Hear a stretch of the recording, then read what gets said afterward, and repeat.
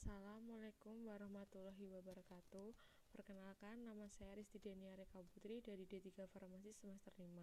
Pada kesempatan kali ini, saya akan mempresentasikan proposal KTI saya yang berjudul Hubungan antara tingkat pengetahuan dengan sikap orang tua dalam melakukan swamedikasi demam pada anak di Apotek Harapan Sehat Godean 2021.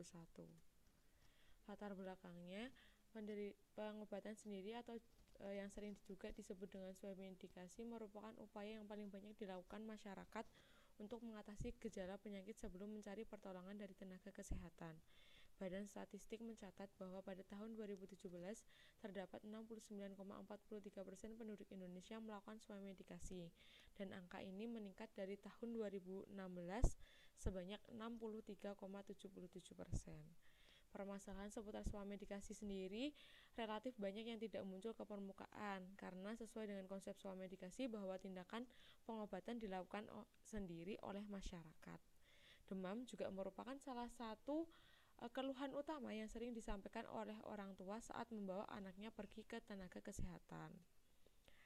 Orang tua sendiri, terutama ibu, memiliki peranan penting dalam menjaga kesehatan keluarga, khususnya kesehatan anak dan balita.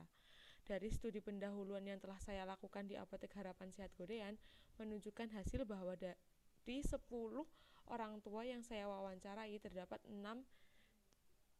dari 10 orang tua yang masih salah dalam melakukan swamedikasi demam. Di antaranya justru menggunakan kompres air dingin dan juga menggunakan obat penurun panas tanpa melakukan pengecekan suhu terlebih dahulu. 3 dari 10 diantaranya juga mengatakan bahwa mereka takut untuk membawa anak mereka ke dokter dikarenakan sedang terjadi pandemi corona di Indonesia. Rumusan masalah dari KTI saya adalah apakah terdapat hubungan antara tingkat pengetahuan dengan sikap orang tua dalam melakukan swamedikasi demam pada anak di Apotek Harapan Sehat Godean. Tujuan umum untuk mengetahui ada atau tidaknya hubungan antara tingkat pengetahuan dengan sikap orang tua dalam melakukan swamedikasi demam pada anak di Apotek Harapan Sehat Godean. Tujuan khususnya untuk mengetahui tingkat pengetahuan orang tua mengenai demam. Yang kedua, untuk mengidentifikasi sikap orang tua pada swamedikasi demam. Manfaat penelitiannya untuk ilmu pengetahuan sendiri, untuk tenaga teknis kefarmasian, kemudian untuk Apotek Harapan Sehat, dan untuk peneliti selanjutnya. Yang berikutnya adalah tabel keaslian, kerangka teori, kemudian kerangka konsep. Yang diteliti di sini ada tingkat pengetahuan sebagai variabel independen, sikap orang tuanya sebagai variabel dependen. Hipotesisnya, terdapat hubungan antara tingkat pengetahuan dengan sikap orang tua terhadap swamedikasi demam pada anak. Jenis dan rancangan penelitiannya adalah menggunakan metode pendekatan cross-sectional. Tempatnya di Apotek Harapan Sehat Godean dan waktunya pada bulan Februari 2021. Subjek penelitian adalah orang tua yang pernah melakukan swamedikasi demam atau sedang melakukan swamedikasi demam. Objeknya adalah pengetahuan dan sikap orang tua dalam swamedikasi demam. Populasinya sebanyak 600 orang, itu dari orang tua yang membeli obat di Apotek Harapan Sehat.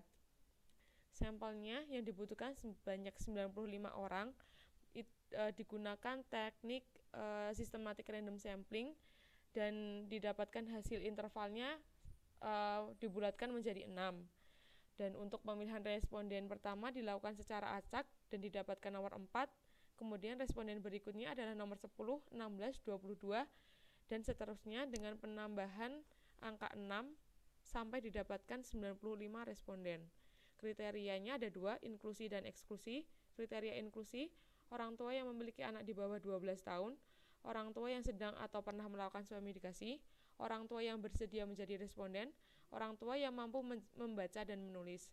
Kriteria eksklusinya adalah orang tua dari anak yang memiliki penyakit komplikasi atau kronis. Yang kedua, orang tua yang tidak dapat membaca maupun menulis. Variabel dependennya, pengetahuan orang tua tentang demam. Variabel independennya, sikap dari orang tua dalam melakukan swamedikasi demam. Definisi operasionalnya, ada tingkat pengetahuan. Ini skala pengukuran datanya interval, dikatakan baik jika menjawab benar 13-20 soal dan kurang apabila menjawab pertanyaan dengan benar kurang dari 11 pertanyaan. Kemudian sikap dikatakan baik apabila menjawab 11-15 pertanyaan dan dikatakan kurang apabila menjawab kurang dari 11 pertanyaan. Skala pengukuran datanya juga interval. Yang ketiga, ada definisi dari swamedikasi demam. Itu adalah segala tindakan yang dilakukan oleh orang tua dalam mengatasi demam anak, baik menggunakan obat resep dokter atau apapun. Demam sendiri kondisi di mana anak mengalami kenaikan suhu. Orang tua adalah yang melahirkan dan membesarkan secara biologis maupun secara sosial. Anak adalah seseorang yang belum genap berusia 18 tahun. Instrumen penelitiannya adalah kuesioner, terdiri dari 3 bagian. Bagian pertama karakteristik, bagian kedua pengetahuan demam, bagian ketiga sikap. Kuesionernya saya menggunakan kuesioner dari Nita Budi Astuti 2019 yang sudah dilakukan uji validasi dan selanjutnya dilakukan uji reliabilitas dan didapatkan R sebesar 0,956 dan angka ini menunjukkan hasil yang tinggi sehingga item pertanyaan pada instrumen penelitian ini dinyatakan layak untuk digunakan. Jalannya penelitian, yang pertama dilakukan adalah uji pendahuluan, kemudian perizinan dengan milik apotek, pembuatan kuesioner, tapi di sini saya menggunakan kuesioner yang sudah ada. Penyebaran kuesionernya dilakukan di Apotek Harapan Sehat. Analisis datanya nanti akan menghubungkan persentase pengetahuan dengan sikap orang tua terhadap demam. Pengolahan demamnya nanti pada tingkat pengetahuan itu terdapat 3 kategori, baik, cukup, dan kurang. Untuk sikapnya sendiri dinilai dalam 2 kategori, yaitu sikap positif atau sikap negatif. Analisisnya ada 2, univariat itu untuk melihat atau menghasilkan distribusi dan persentase dari tiap variabel tanpa membuat kesimpulan secara berlaku atau secara umum. Analisis bivariannya itu bertujuan untuk menganalisis hubungan antara tingkat pengetahuan terhadap sikapnya. Analisis yang pertama yang dilakukan adalah uji normalitas, nanti untuk melihat sebaran datanya.